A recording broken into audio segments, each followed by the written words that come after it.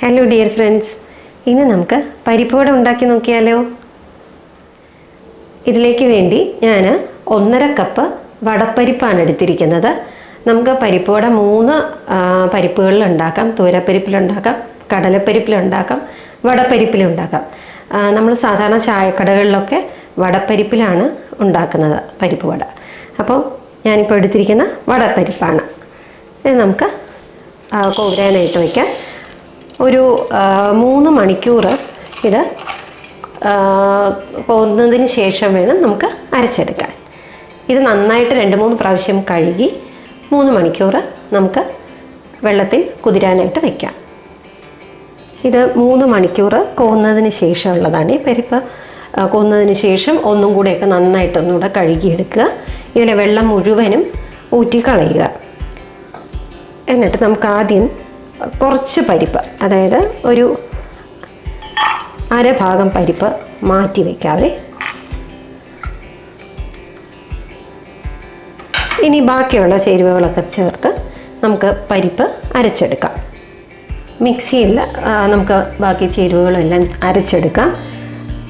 ആദ്യം പെരിഞ്ജീരകം ഒരു വലിയ സ്പൂൺ എടുത്തിട്ടുണ്ട്.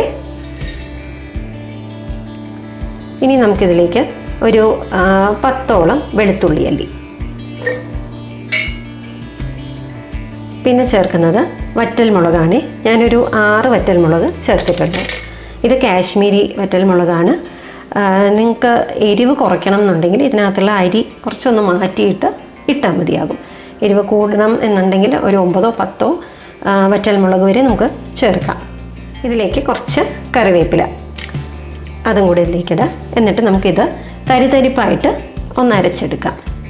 ഇത് നമ്മൾ തരിതരിപ്പായിട്ട് അരച്ചിട്ടുണ്ട്. ഇനി ഇതിലേക്ക് നമുക്ക് പരിപ്പ് ചേർക്കാം. വെള്ളം ഒട്ടും പാടില്ല. ഇതിലൊരു ചെറിയ നനവുണ്ടാകും, അത് മതിയാകും. ഇത് നമുക്ക് തരിതരിപ്പായിട്ട് അരച്ചെടുക്കാം. ഇതാ ഈ ഒരു കൺസിസ്റ്റൻസിയിൽ വേണം നമ്മൾ അരച്ചെടുക്കാനേ. അഥവാ വെള്ളം കൂടിപ്പോയി എന്ന് തോന്നുകയാണെങ്കിൽ പിന്നെ ഒരു സ്പൂണോ ഇല്ല കടലമാവ് ചേർത്ത് കൊടുക്കാം.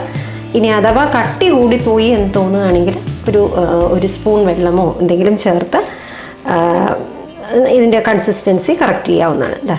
ഈ ഒരു കൺസിസ്റ്റൻസിയാണ്. ഇനി നമ്മൾ ഒരു കപ്പോളം, ഏകദേശം ഒരു 1/2 കപ്പോളം പരിപ്പ് മാറ്റി വെച്ചിരുന്നല്ലോ, അത് നമുക്ക് മിക്സിയിലേക്ക് ഇട്ട് കൊടുത്തിട്ട് ജസ്റ്റ് ഒന്ന് ക്രഷ് ചെയ്ത് എടുക്കണം. ഇത് അരച്ച് വെച്ച പരിപ്പിൻ്റെ കൂടെ ചേർക്കാനാണ്. ചെറുതായിട്ടൊന്ന് ക്രഷ് ചെയ്യുക. ഇതെന്തിനാണെന്ന് വെച്ചാൽ നന്നായിട്ട് മൊരിഞ്ഞ് കിട്ടാനാണ്. അതുകൂടെ നമുക്കൊന്ന് ജസ്റ്റ് ഒന്ന് അടിച്ചെടുക്കാം.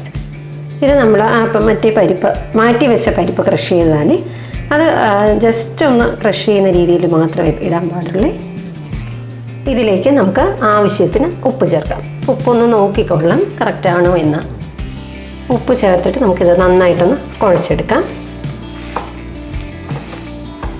മിക്സ് ചെയ്ത് വച്ച് കഴിഞ്ഞ് പരിപ്പ്, ഇനി നമുക്കിതിലേക്ക് ബാക്കി സാധനങ്ങളും കൂടെയൊക്കെ ചേർക്കാം. ആദ്യം കൊത്തിയരിഞ്ഞ ഇഞ്ചി 1 സ്പൂണോളം മതിയാകും. പിന്നെ ഇതൊരു വലിയ പച്ചമുളകാണ്, 2-3 ചേർക്കാവുന്നതേ ഉള്ളൂ. ഇനി നമുക്കിതിലേക്ക് കൊച്ചുള്ളി ചേർക്കാവേ. കൊച്ചുള്ളി ഞാനൊരു 10-15 എടുത്തിട്ടുണ്ട്. കൊച്ചുള്ളിയാണ് ഇതിന് കൂടുതൽ ടേസ്റ്റ് കൊടുക്കുന്നത്. പിന്നെ ഞാനൊരു സവാളയുടെ ഒരു 1/4 ഭാഗം, പിന്നെ കുറച്ച് കറിവേപ്പില അരിഞ്ഞത്. ഇനി ഇത് നമുക്ക് നന്നായിട്ട് മിക്സ് ചെയ്തെടുക്കാവേ. കയ്യിൽ കുറച്ച് എണ്ണ തടവിയിട്ട് നന്നായിട്ടൊന്ന് തേച്ച് പിടിപ്പിച്ചിട്ട് നമുക്ക് വട എണ്ണയിലോട്ടിടാം. എണ്ണ നന്നായിട്ട് ചൂടായി വരട്ടെ. എണ്ണ ചൂടായി വന്നു കഴിഞ്ഞ് ഇനി നമുക്ക് ഒരു ചെറിയ ഉരുള എടുത്തിട്ട് ഇത് പരത്തിയെടുക്കാം.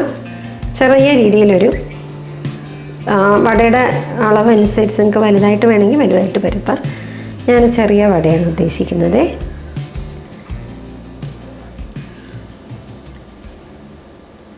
നമുക്ക് വെളിച്ചെണ്ണയിലോട്ടിടാം.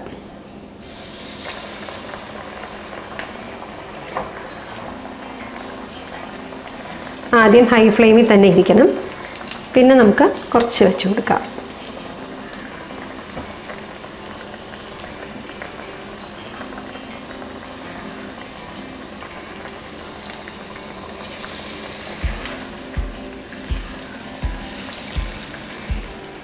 ഇനി തീ കുറച്ച് വെക്കണേ. ആദ്യം ഇടുമ്പോൾ മാത്രം ഹൈ ഫ്ലെയിമിൽ മതി.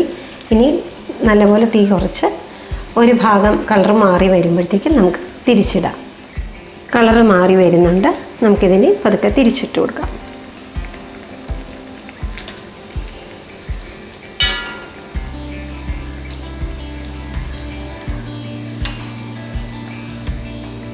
പരിപ്പ് വട റെഡി ആയിട്ടുണ്ട്.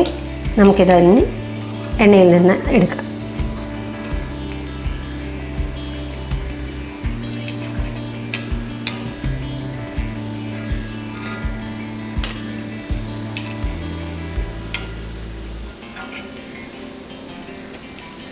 നല്ല മുരിഞ്ഞ പരിപ്പ് വട റെഡി ആയിട്ടുണ്ട്. നിങ്ങൾക്ക് ഇനിയും നല്ല മുരിഞ്ഞ് വേണം എന്നുണ്ടെങ്കിൽ ഒന്നും കൂടെ ഒന്ന് എണ്ണയിലിട്ടിട്ട് വറുത്തെടുത്താൽ മതിയാകും. അപ്പോൾ വളരെ ക്രിസ്പി ആയിട്ട് തന്നെ കിട്ടും. ഇതിപ്പം നോർമലി നല്ല ക്രിസ്പി ആയിട്ട് തന്നെ വന്നിട്ടുണ്ട്. കൂടുതൽ വേണമെങ്കിലുള്ള കാര്യമാണ് പറഞ്ഞത് കേട്ടോ.